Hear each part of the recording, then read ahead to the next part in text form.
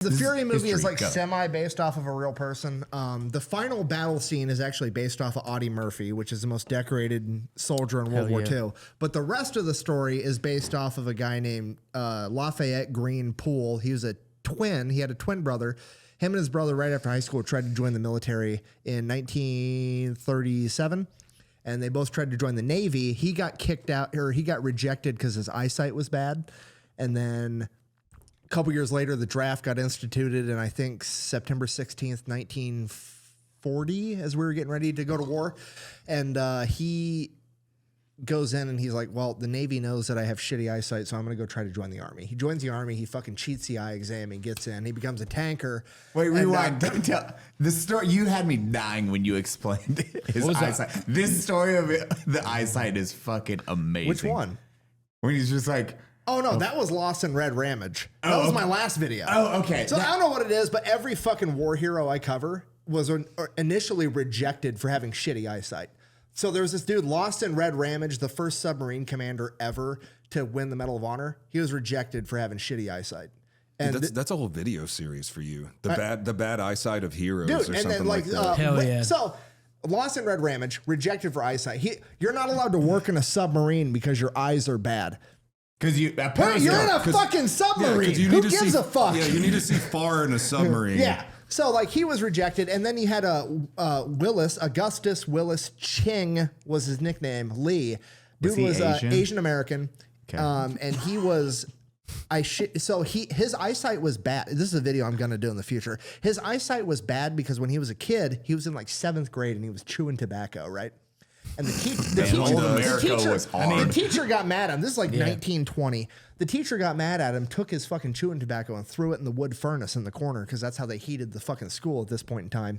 And he's like, cool, do it again, bitch. Showed up the next day and filled his fucking chewing tobacco pouch full of fucking black powder. Hell yeah. And he was like sitting there chewing. And the teacher confiscated it, threw it in the wood burner, and fucking blew the entire thing up. And he was so close, it ended up like burning his corneas and causing eye damage. So he had really bad eyesight for the rest of his life. But his dad was a doctor, and he was like really gifted at shooting guns, but he had glasses, so it was fine. Yeah. He ended up going to the fucking Olympics, winning, I think, 8 or 9 gold fucking medals for sharpshooting in the Olympics. And then he goes to join the Navy. They're like, your eyesight's too bad. Motherfucker's got 8 gold medals for sharpshooting, and you're not going to let him join the fucking Navy? So he joins the Navy. He ends up being literally the greatest battleship commander the world has ever seen. He ends up being the only... He was slayed. He was the commander of the USS Washington, which was the last battleship to sink another battleship in battleship on battleship warfare. It was fucking dope. He sunk the Japanese Kirishima in World War II. So that was a huge deal. Anyways. The eyesight thing. A quick synopsis of it is like, homeboy accidentally went through. This is the same guy with the bad eyesight. Goes under, is in formation with everyone. He's like, yo, they don't know I'm here. I'm a fuck shit. So he's just like walking. He just blended in with everyone and just started fucking everyone up with it. Everyone. And then they couldn't shoot because they had tankers. You're talking about Ramage? Yeah. Yeah. So Ramage, he was a submarine in World War II, and he was initially, basically he was at Pearl Harbor when it happened, and he was like a radio technician and a sonar technician at Pearl Harbor. So like he was fucking there, and he volunteered to go out in a submarine, and they went out, they sunk a sub, and then they decided to give him his own sub, the USS Trout. They went out, they ended up sinking. I think they sunk like 3 ships over 3, they call them war patrols, like 3 big missions. So Pearl Harbor was his like hero arc. He's just like, they want to do this? Dude was fucking ready. So he goes out like wanting revenge. And at this point, the plan with submarines was basically like send them out, go sink enemy ships, period. Like your lone wolf operation completely. He ends up sinking 3 ships. But he shoots way more torpedoes at ships than he sinks. But the Mark 14 torpedo was like notoriously shitty. So like he had shot He had actually shot the Kirishima, which Willis Lee sinks later. He had shot it with 5 fucking torpedoes, and all 5 of them were duds. That's how shitty the Mark 14 torpedo was. Accuracy by volume. But the politicians were like, "Oh, the torpedoes are fine. You just have bad aim." He's like, "No, I watched them fucking hit it. They just don't blow up," which is like well supported now. But at the time, they're like, "Nah, you just have shitty aim. Shut up." Military. So, he ends up he does like 3 war tours, and after 3 war tours in a sub, you were basically kicked out of that sub because they were worried that you'd become too conservative or too reckless at that point. So he got kicked out, and then he got sent all the way over to Maine, where he got to like oversee the construction of his new submarine, the USS Parchie. And then he sailed it all the way from Maine to Pearl Harbor, and then he went out on a mission again. And by this point in time, it's like 1943, 1944, and they had adopted a different type of warfare, where you're not just going out lone wolf style, you're going out with like 3 other subs in a wolf pack. So they were going out in this wolf pack, and they encounter this huge convoy. The other members, one member of his wolf pack ditched out because they had damage to their submarine somehow. The first wolf pack guy like pops up, dumps his torpedoes. I think they had 6 in the front, 4 in the back, 10 torpedoes, right? Like shoots all 6 torpedoes, does a U-turn, fires the 4, he bounces. Ramage is fucking pissed. So he fucking goes in. This dude's by himself. He like, because the first dude had shot his torpedoes, they end up abandoning, and all the security forces on this Japanese patrol like fan out looking for subs. And he does this evasive maneuver where he basically does a 270 degree turn, and he fucking pops up, and he's in the middle of this Japanese fucking convoy of boats. And he's like in the cargo ships and all the military ships. He's like in the middle of the cargo ships that are being protected by the military ships. And he's like, fuck, what do we do? It's nighttime. The Japanese don't fucking have radar yet. They have no idea he's there. He's standing up on the deck of the submarine like, target rich environment. Fire at that one. And he fires, and they fucking miss. And everybody's just like, and one of his guys is like, bro, they got aircraft carriers over there. So he's like, okay. So they like penetrate. There's like 30 fucking ships in this cargo formation. So they penetrate deeper into this formation trying to sink these aircraft carriers. They get up to them. They're not aircraft carriers, they're tankers, right? But that's still a huge objective. Like big ship, Japan is already struggling with oil. It's a big deal to take out an oil tanker. So they're like, all right, we're going to take these fuckers out.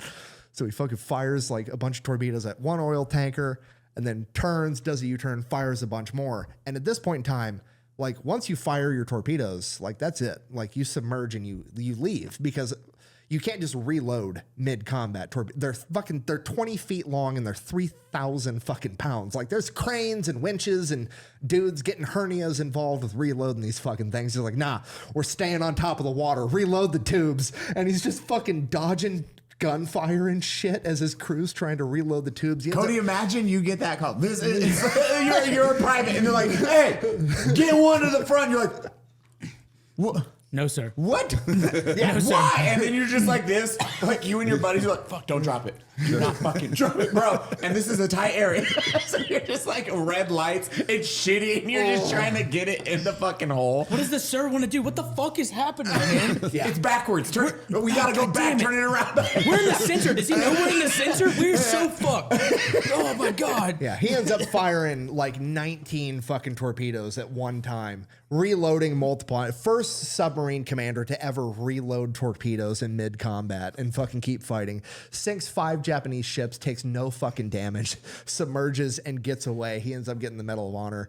Is pretty dope story. Dude, I want to fuck this, cut this. Let's go to a fucking recruiter right now. You don't need a GED. You don't need anything. Dude, let's go to the Navy. Let's get some subs up, dude. The gang goes SF. Oh, we're doing it again. The gang got turned away for age. Bro, Oh, man. I'm not gonna lie. I've been waiting for the military to get a hold of me for a PSYOP contract, but that hasn't happened yet. Fingers crossed. I'm hoping for it. Dude, that story goes so hard. Oh, but with the eyesight, he just memorized. Oh yeah, so he goes in, he fails the eyesight exam, and then they're like, "You fail," and he's like, "All right." So he comes back the next day, and he had memorized the chart, but it was the same optometrist, and the dude's like, "I remember you from yesterday." So he goes up and changes the board. Ramage is like, "Fuck," and he's like, "All right, cover one eye." So he covers his bad eye first, and he's like, he reads all the fucking shit, and he's like, "All right, cover your other eye," and Ramage goes, and rereads all the shit. He fucking gets away with it. And so he ends up joining the Navy, becoming one of the best submarine commanders ever. It's such a dope. Like that one, I remember texting you at like 2 a.m. I was like, bro, I just watched that video. It's so fucking boring. But yeah, no, then the Fury movie, it's the same thing. Dude got fucking rejected. So his brother joined the Navy. He ended up going to college. And then after that, he ends up joining the Army. He cheats on the eye exam right out of the fucking gate to get in. And then, so this is the funny part. So I haven't, because this video's not out yet, so nobody knows this. Dude ends up training for like 3 years from 1940 through like 43. He's training in a tank. He trains in Pennsylvania. He trains in Louisiana. He trains in the Mojave Desert in California. And he assembles like this badass crew. Gets shipped off to England. He's training in England, getting ready for D-Day because he's going to go in right after D-Day in a fucking tank. And fucking while he's in England in 1944, like early 1944, like January, February, Joe Louis, the world heavyweight boxing champion. Yes, the boxer. One of like the greatest all-time greatest. One of the all-time greatest. One of the pound for pound, everything. Like a amazing fucking monster. Boxer. And also joined the military. Right. So he was there doing a fucking tour, going around every day, going to a new unit, boxing an Army guy just like for morale shit, right? Beating the shit. But morale, come on. Lafayette Pool. No, he was being cool. He was being cool. Are you guys unhappy? So Lafayette Pool. I just saw a German guy fuck a donkey. I don't want to get beat up. Lafayette Pool, War Daddy, had been boxing his whole life at this point. He was fucking 40-0 in boxing. Hell yeah. And he got put in to go up against Joe Louis, and he's like, previously to this, while he was in the Mojave Desert in California, he had won the California State Golden Gloves Championship and had the chance to go to Chicago for the national title, but he's like, nah, I got to stay with my fucking dudes. We're going to war, whatever. So he turned it down. He goes to England like 6 months later. Now he's got a chance to box the world heavyweight champion. So he's like, fucking, here's my shot, right? Lafayette Pool goes in. Joe Louis being completely cool. He's boxing a new dude every night. This is a glorified sparring match to him. He's not trying to hurt nobody. He's being cool as shit. It's a little dog and pony. Yeah. He's just doing. Lafayette Pool goes in and just throws a haymaker and connects. It staggers him. Oh my gosh. Joe Louis locks up with him and leans in and is like, I'm going to teach you a lesson. And then beats the fucking shit out of Lafayette Pool for the rest of the match. But he doesn't get knocked out. So everybody's like, huge win. Yeah, he didn't get knocked out by Joe Louis. That's incredible. His face looks like a pumpkin. And he's like, we won. Joe Louis got like a 95% knockout rate, and he didn't get knocked out. Huge win, right? So, damn. And then literally 2 months later, he's on the beaches of Normandy, 2 weeks after D-Day, and goes into World War II. He's in combat for 81 days. He goes from Normandy, drives all the way through France, through Belgium, up to the Siegfried Line. And in 81 days, this dude fucking is credited with taking out over 1,000 German infantry soldiers, 12 tanks, 200 some odd armored vehicles, capturing over 200 POWs all in one tank. Complete fucking animal. And then at the Siegfried Line, his loader, so John Bernthal from the movie Fury, his loader, Jailbird. Yeah, I'm not dog. His brother was a tanker, and his brother had died in combat. So because of that, he had been sent all the way to the rear for like an eye exam, which was bullshit. The command did it just to get him out of combat because he was the last son in that family, and they didn't want anything to happen to him because like they were 2 weeks away from getting sent back to America because they were the best tank crew America had, and they were going to send them back to be heroes and sell war bonds. And so they sent that guy to the rear, and they sent Lafayette Pool had been spearheading all of France, all of Belgium. He was the first fucking tank in, and they finally set him to the rear. And that night, a German tank unit snuck past the line and ambushed them, and they were the first fucking tank they hit. And the fucking first round this Panther tank fired, fucked up. Their tank was called In the Mood. It wasn't called Fury. It was nicknamed In the Mood. Was the name of their tank. So it's fucked up. A porn title. That's why they named the movie that. Great. No, it was from the song. But yeah, anyways. Dude, you're a fucking wealth of information. No, go. What song? In the Mood. In the Mood? Yeah. It's just like... You know the song In the Mood. I'd play it for you, but it's copyrighted. I don't know it. You do. You would know it as soon as I played it for you. In the Mood. I don't know anyways. music.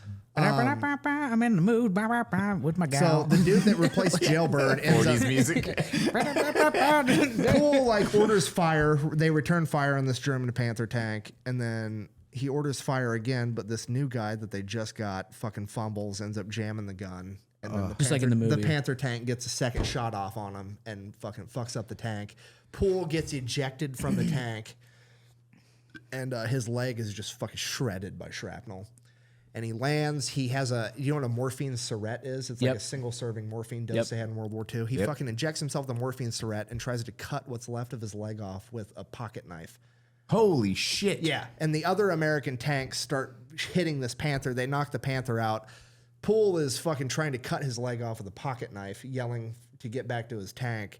And a tank crew commander runs over to him, hits him with another morphine syringe, and then calls the medics. And Poole's trying to get back to his tank. The medics come, hit him with a third morphine syringe, and he passes out. He ends up fucking waking up in a hospital in Texas. And dude spent 22 months in the hospital. Didn't get out till 1946. It was wild. Damn. God Yeah. damn.